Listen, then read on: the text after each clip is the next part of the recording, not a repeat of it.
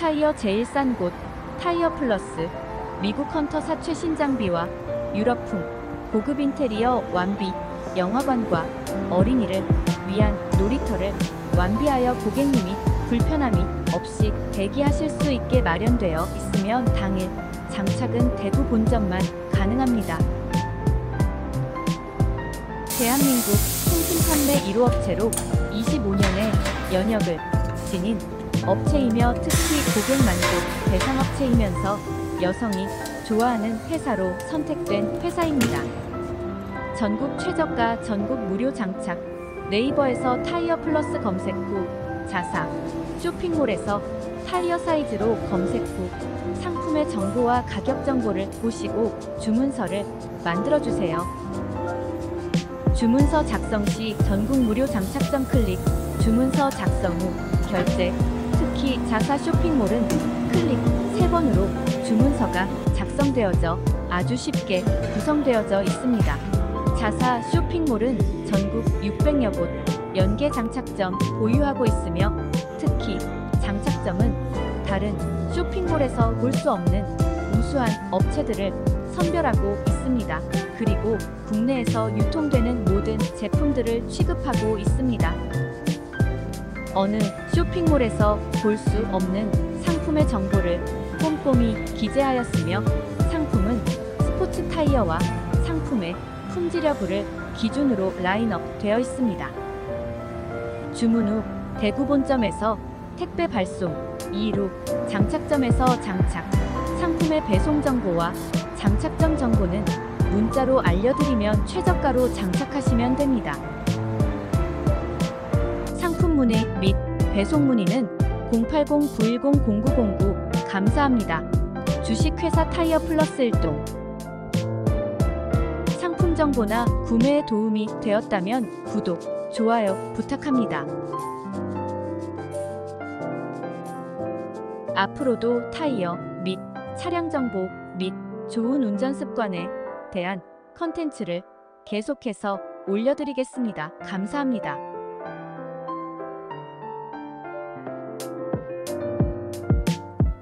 일단 타이어의 빵구는 쉽게 못 같은 예리한 부분이 타이어를 뚫고 올라와 타이어에서 공기가 새는 현상입니다. 무엇보다 타이어는 이런 공기를 머금고 주행할 수 있게 설계된 공산품입니다. 그래서 타이어가 공기를 머금지 않으면 물건을 망치는 것과 같기에 꼭 공기압 체크는 기본적으로 매일 점검하셔야 합니다. 요즘 모든 차량들이 TPMS가 의무적으로 장착이 되어져 있어 쉽게 차량의 공기압을 점검하실 수 있습니다. 빵구가 나고 나서 그 좋지 않은 방법에 따라서 사후에 다른 비용과 시간을 들이지 않고 안전하게 주행할 수도 있고 아님 다르게 예기치 않은 큰 사고가 날 수 있기에 꼭 빵구가 날씨 아래의 내용대로 조치하시기를 바랍니다. 먼저 이런 조치를 하기 위해서는 공부를 좀 하셔야 합니다. 먼저 타이어의 구조에 대해서 이해를 하고 계셔야 합니다. 아주 간단하게 설명하겠습니다. 타이어의 구조는 여러 가지 부분으로 구성되어 있습니다. 형상은 디귿자 형태의 모양으로 되어 있습니다. 먼저 타이어의 외부 형상은 바닥긴 트레드 패턴과 측면 벽 부분인 사이드웰로 이루어져 있습니다. 1. 트레드. 노면과 접촉하는 부분을 말하며 두꺼운 고무층으로 되어 있어 노면 등으로부터 충격 그리고 내부의 여러 구조물들을 1차적으로 완충시키는 역할을 합니다. 표면의 트레드의 모양은 타이어의 운동 성능인 제동력, 구동력, 선회력, 배수력 등의 중요한 성격을 부여하며 제조 시 여러 화합물의 믹싱 시 사용하는 용도와 여러 가지 환경적 요건 등을 고려하여 타이어를 생산 시 이 배합물을 미술의 조소와 같이 붙이는 과정으로 생산되어져 타이어에 사용하고자 하는 그 기능을 부여합니다. 2. 사이드월. 타이어의 측면 부분으로서 주행 중 지속적으로 반복되는 수축, 팽창작용 굴신 운동을 견디어내야 합니다. 사이드월 표면에는 상표명, 사이즈 및 여러 타이어의 정보들을 마킹하여 제품의 모든 정보들을 표시하고 있습니다. 특히 이 부분에 빵구가 날씨 타이어의 사용을 금합니다. 왜냐면 위의 굴신작용을 위해서 이 부분은 강성을 가진 보강된 소재가 없습니다. 단지 외형을 유지하는 형태의 섬유 소재가 다입니다. 그래서 운전 시 타이어의 사이드웰이 손상이 가지 않게 주행을 하셔야 합니다. 3. 카카스. 카카스는 주로 타이어의 골경을 이루는 구조물로 특히 주행 시 열에 대한 분산력을 가질 수 있게 설계하면서도 강한 공기압을 지탱하여야 하며 하중 변화와 충격을 흡수할 수 있게 유연성도 있어야 합니다. 4. 벨트. 레디얼 타이어의 트레드와 카카스 사이에 원주 방향에 들어가는 강력한 보강층으로서 타이어의 강성을 주어 조종 안정성과 내부 구조의 강성을 주어 그 형태를 유지한 역할을 합니다. 5. 비드.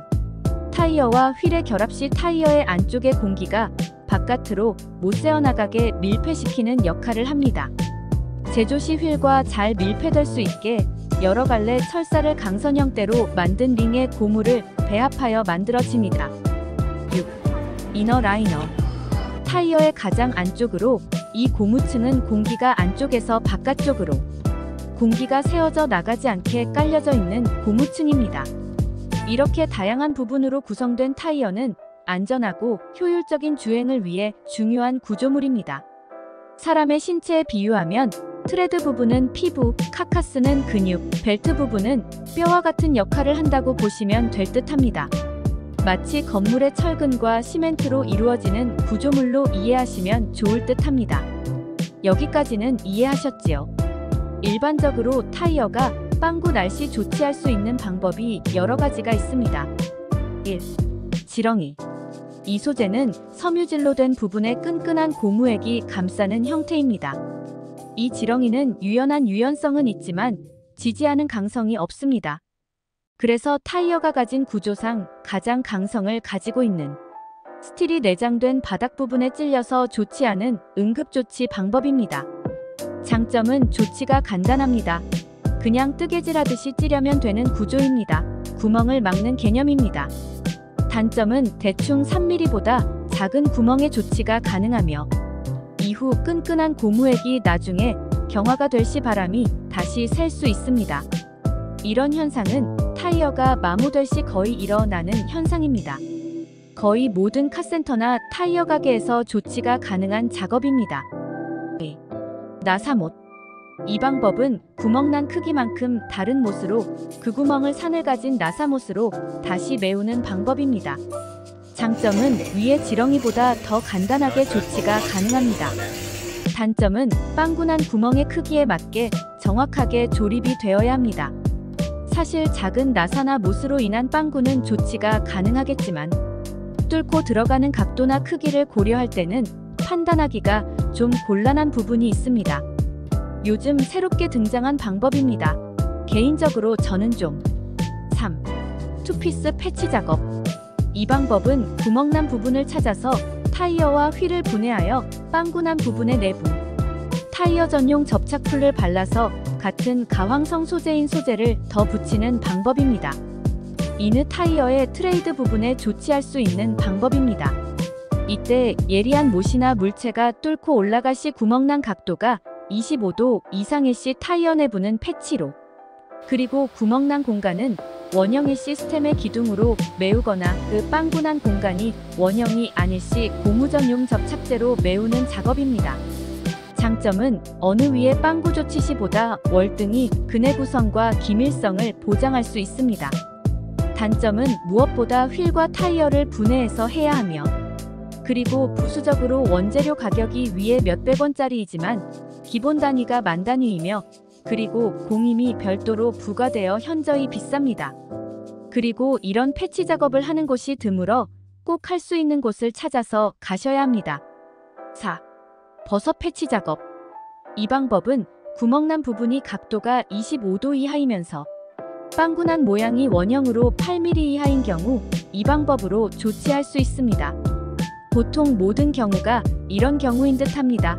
이 작업도 트레이드 부분에서 이루어져야 합니다. 장점은 무엇보다 가장 근본적인 타이어 수리 방법이며 타이어의 기밀성 안전성이 계속 유지되는 장점이 있습니다. 단점은 위 투피스 패치 작업과 같이 비용의 문제가 됩니다. 그리고 위와 같이 위에 투피스 패치 작업이 되는 곳이면 입어서 패치 작업도 가능한 집으로 보시면 됩니다. 왜냐면 수선 과정이 같습니다. 단지 소재가 다를 뿐입니다. 불방구. 이 방법은 위에 패치 작업과 같은 방법으로 원재료인 패치보다 더 큰 고무를 타이어에 제조 공정 시 가류 과정 같이 140에서 160도씨의 온도로 녹여서 붙이는 과정입니다.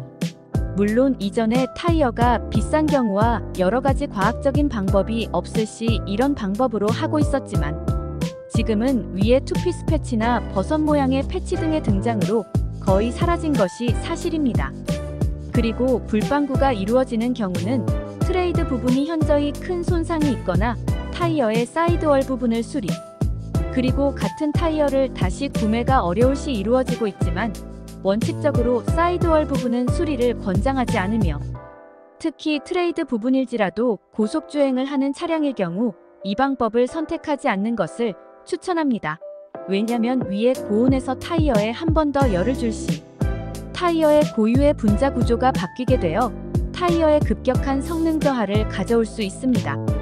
그리고 이 불방구집은 거의 사라져 정말 큰 도시에 한두 곳 정도 될 듯합니다. 위에 언급한 내용들을 보시고 고객님의 타이어가 빵구난 상태가 어떤지 판단하시고 위에 제시한 내용대로 조치를 하시면 최선의 선택이 아닐까 생각합니다. 내용이 도움이 되었다면 좋아요, 구독 부탁합니다. 감사합니다.